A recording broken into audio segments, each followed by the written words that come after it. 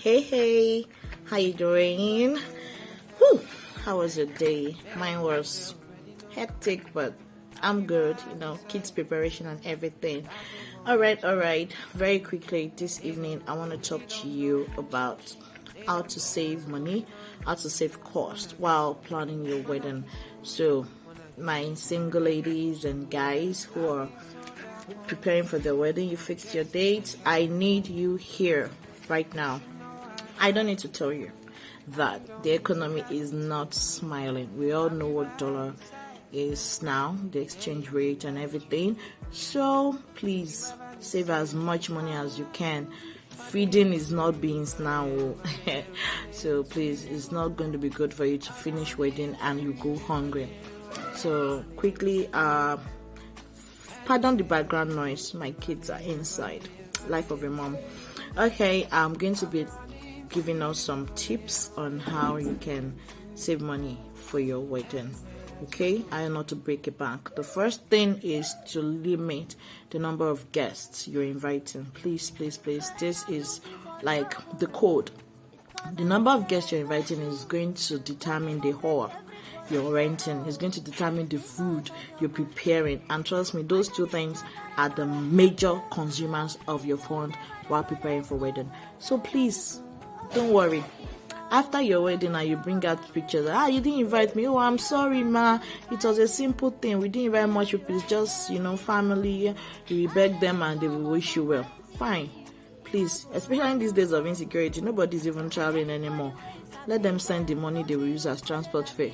Let them send it to you instead. So, what I'm trying to say is, do not invite so many people. If 50 people is what you can conveniently cater for, please, that is perfect.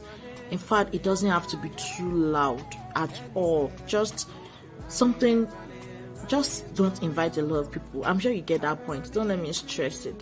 Secondly is, don't use card invites. Use digital invites. Thank God for technology.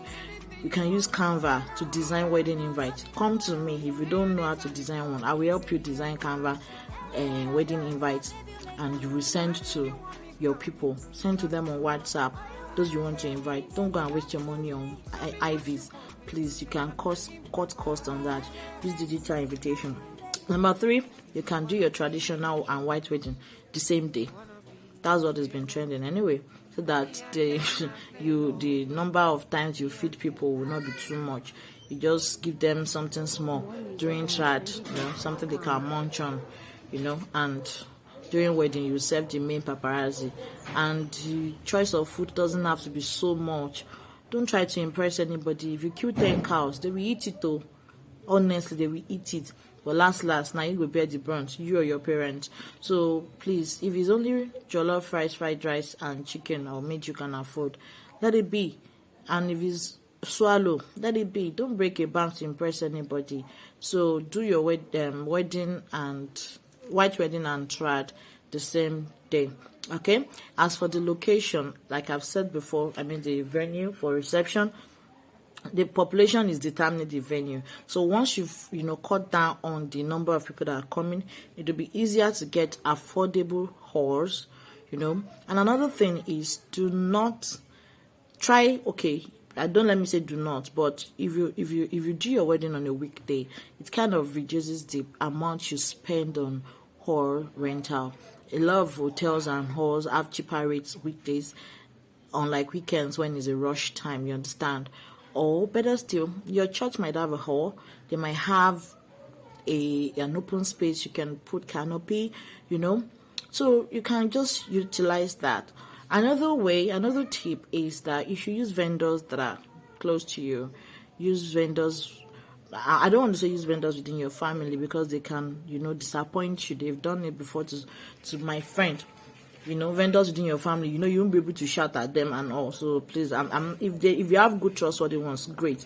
But if not, please don't. Use vendors close to you, your church members that they are good at. They've delivered before, you've seen their work. They are not expensive, okay? A lot of us who want to belong by going to Instagram to look for vendors. Well, I'm also an Instagram vendor. I won't say you should not go, but if the price is becoming too exorbitant, weigh your options, please. There are people that can always offer you less. offer you more for less amounts. Okay, so if there's any vendor, let me say, if there's any vendor you should spend more on, is your photographer. Don't go and get a terrible photographer. Use a good photographer, because your pictures are your memories for life. A good photography can turn an ugly place to a fine place. A bad photography will turn a fine place to an ugly place. I'm sure you get what I mean. So please use your photographer, a very good one. Another tip is, you don't have to use diamond or gold ring if you can't afford it. My wedding ring was not so expensive. I'm still rocking it. Never fade. It's still shining. It's silver. I don't even know what it is. It was my husband that bought it. What I'm trying to say is, you don't have to, force yourself to buy a ring or diamond if you can't afford it right now. If you can afford it, sure, go ahead. But if you can't afford it right now, please use what you can afford, and as time goes on, you can change it. I've not changed mine anyway. It's going to 6 years now, and it's still really good. Okay, another thing is, if you have good jewelries before at home, you can rock them. Okay, you can rock your mom's jewelry. I'm just trying to say, okay, if you cannot afford new ones, you can rock those. Your wedding dress, you can sew a wedding dress, you can rent.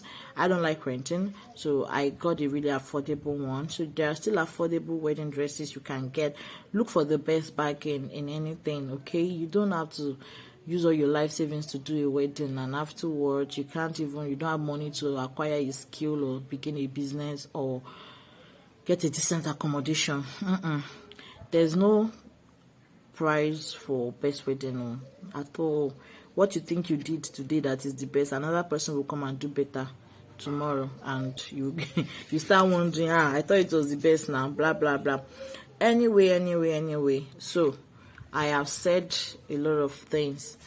The first one, limit the number of guests. Second one, use digital invites instead of cards. Third one, do your trad and whites the same day. Fourth one, you can set your wedding on a weekday, to minimize cost of rentage of a hall and to minimize the guests.